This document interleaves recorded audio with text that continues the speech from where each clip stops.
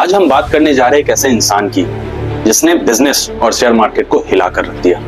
पास से सिर्फ 15,000 रुपए और एक सपना जो पैसों से कई गुना बड़ा था। लोगों का पैसा, लोगों की कंपनी। इस घटना को 1982 की महान रिलायंस बनाम बेयर कॉर्टर लड़ाई के रूप में जाना जाता है। और यह कहानी सिर्फ पैसा कमाने की नहीं है, यह कहानी एक ऐसे इंसान की जो सपने भी बड़े देखता था और उन्हें पूरा करने के खेल के नियम भी बदल देता था।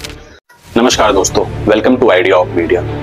आज हम बात करने जा रहे हैं एक ऐसे इंसान की जिसने बिजनेस और शेयर मार्केट को हिलाकर रख दिया। शेयर मार्केट एक समय था जब सिर्फ अमीरों का खेल कहा जाता था, लेकिन एक आदमी आया जिसने इस खेल का पूरा गेम ही बदल दिया, धीरूभाई अंबानी। और यह कहानी सिर्फ पैसा कमाने की नहीं है, यह कहानी एक ऐसे इंसान की जो सपने भी बड़े देखता था और उन्हें पूरा करने के खेल के नियम भी बदल देता था। धीरज लाल हीराचंद अंबानी, दुनिया जिसे धीरूभाई अंबानी के नाम से जानती है, 1932 में गुजरात के चोरवाड़ गांव में पैदा हुए। घर की आर्थिक हालात बहुत तंग थी।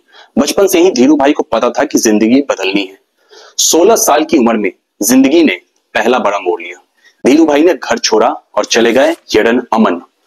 वहां एक सेल ऑयल कंपनी में पेट्रोल पंप अटेंडेंट की जॉब की। छोटे काम लगते थे, लेकिन यह उन्होंने एक बड़ी चीज सीखी, व्यापार का असली खेल। एडन उस वक्त ईस्ट अफ्रीका और मिडिल ईस्ट का ट्रेड हब था। यही धीरूभाई अंबानी ने देखा कैसे बड़े बड़े डील होते हैं, कैसे फॉरेन करेंसी के रेट बदलते हैं।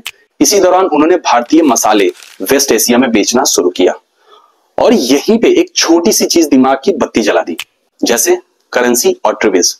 समझ गए, सही जगह सही समय पर खरीद बिक्री करके रेट के छोटे से फर्क में भी बड़ा मुनाफा कमाना, यह उन्होंने दिमाग लगाया। 1958 में एडन से भारत वापस आए। पास थे सिर्फ 15,000 रुपए और एक सपना जो पैसों से कई गुना बड़ा था। उन्होंने रिलायंस कमर्शियल कॉर्पोरेशन शुरू की मुंबई के मस्जिद बंदर में। यहीं से शुरू हुआ कपड़े, यार्ड और छोटी मोटी कमोडिटीज ट्रेडिंग का काम। उस समय भारत सरकार ने कॉटन एक्सपोर्ट को बढ़ावा देना शुरू किया था। अफ्रीकी देशों में डिमांड हाई थी और जो एक्सपोर्ट करेगा उसे कंसेशन मिलते थे। धीरूभाई अंबानी ने तुरंत मसालों से शिफ्ट कर टेक्सटाइल ट्रेड में छलांग लगा दी। 1960s में सरकार ने एक नई पॉलिसी लागू की, इंपोर्ट एक्सपोर्ट एक्सोलेशन पॉलिसी। मतलब जितना माल इंपोर्ट करोगे उतना एक्सपोर्ट करना होगा। यह स्टेप फॉरेन एक्सचेंज क्राइसिस को कंट्रोल करने के लिए किया गया था। बहुत लोगों को यह पॉलिसी एक पाबंदी लगी, पर धीरूभाई अंबानी को यह एक मौका लगा। 1966 में धीरूभाई ने मैन्युफैक्चरिंग में कदम रखा। पॉलिएस्टर का जमाना आ रहा था। सूरत की एक छोटी सी मिल और ब्रांड उन्होंने बनाया। मार्केटिंग का स्टाइल बोल्ड और मास अपील वाला। वनली विमल के पोस्टर, सिनेमा, स्लाइड्स और रेडियो जिंगल्स ने पूरे देश में क्रेज बना दिया। लाइसेंस राज के दौर में जब एक मशीन लगाने के लिए भी महीनों लग जाते थे, धीरूभाई ने अपनी स्पीड और परसुएशन से काम निकलवाया। पॉलिएस्टर से मुनाफा आ रहा था, लेकिन धीरूभाई का सपना बड़ा था, एक एम्पायर खड़ा करना। उस वक्त भारत का स्टॉक मार्केट एक एलिट क्लब था। उन्होंने तय किया, रिलायंस का पैसा बैंकों से नहीं, लोगों से मिलेगा। लोगों का पैसा, लोगों की कंपनी, एक बिजनेस। 1977 में रिलायंस ने अपना पहला आईपीओ निकाला। पेट्रोल पंप पर पोस्टर, सिनेमा हॉल के बाहर बैनर, छोटे शहरों में इन्वेस्टर मीट। उन्होंने पब्लिक से कहा, मैं आपके पैसों से बिजनेस बनाऊंगा और आपको मुनाफे का हिस्सा दूंगा। नतीजा, आईपीओ ओवर सब्सक्राइब हो गया।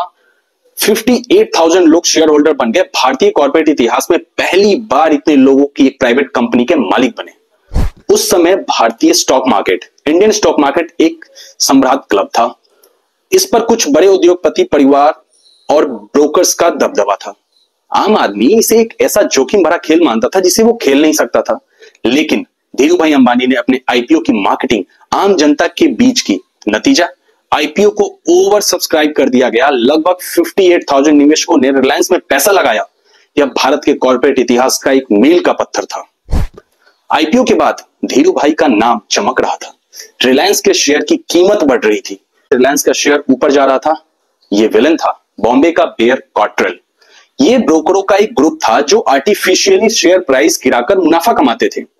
उन्होंने रिलायंस का शेयर शॉर्ट सेल रखना शुरू किया। प्राइस गिरा, इन्वेस्टर्स पैनिक हो गए। धीरूभाई ने सपोर्टर्स को मैसेज भेजा, शेयर खरीद लो, जितना हो सके खरीद लो। एक दिन ऐसा आया कि बेयर्स के पास शॉर्ट कवर करने के लिए शेयर ही नहीं बचे। उन्होंने डबल प्राइस पर शेयर वापस लेने पड़े। इस घटना को 1982 की महान रिलायंस बनाम बेयर क्वार्टर लड़ाई के रूप में जाना जाता है। यह था 1982 का great bear quarter battle. Dhiru bhai को उस दिन एक नया नाम दिया गया, वह शख्स जिसने शेयर बाजार पे काबू में किया, the man who tamed the stock market. आम आदमी का भरोसा जीतना आसान काम नहीं था, लेकिन धीरू भाई ने अपने स्टॉक होल्डर्स को, सिर्फ निवेशकों को नहीं बल्कि परिवार मानकर यह काम दिखाया। हर एनुअल जनरल मीटिंग में वह हजारों शेयर होल्डर को बुलाते थे, खुले मैदानों में टेंट लगाते, खाने का इंतजाम करते और वह हर एक सवाल का जवाब देते। उनका मशहूर डायलॉग बन गया था, मेरे शेयर होल्डर मेरे परिवार हैं। रिलायंस के डिविडेंड समय पर मिलते थे, बोनस शेयर दिए जाते थे और शेयर स्प्लिट होते थे ताकि ज्यादा से ज्यादा लोग खरीद सके। 1990 के दशक की शुरुआत तक रिलायंस के 12 लाख से ज्यादा शेयर होल्डर हो गए, जो भारत में सबसे ज्यादा थे। धीरू भाई अंबानी की कहानी सिर्फ एक ऐसे इंसान के बारे में नहीं है जिसने एक व्यापार साम्राज्य खड़ा किया, यह एक ऐसे इंसान के बारे में जिसने धन सृजन का लोकतांत्रिक किया। उन्होंने शेयर मार्केट को सभी के लिए सुलभ बनाया, यह साबित करते हुए कि बड़े सपने, जोखिम लेने की इच्छा और लोगों के प्रति अटूट प्रतिबद्धता के साथ कुछ भी पॉसिबल है। अगर आपको ये वीडियो पसंद आता है तो सब्सक्राइब करें। मिलते हैं अगले वीडियो में एक नए कहानी के साथ। तब तक के लिए मैं हूं अभिषेक। धन्यवाद। जय हिंद।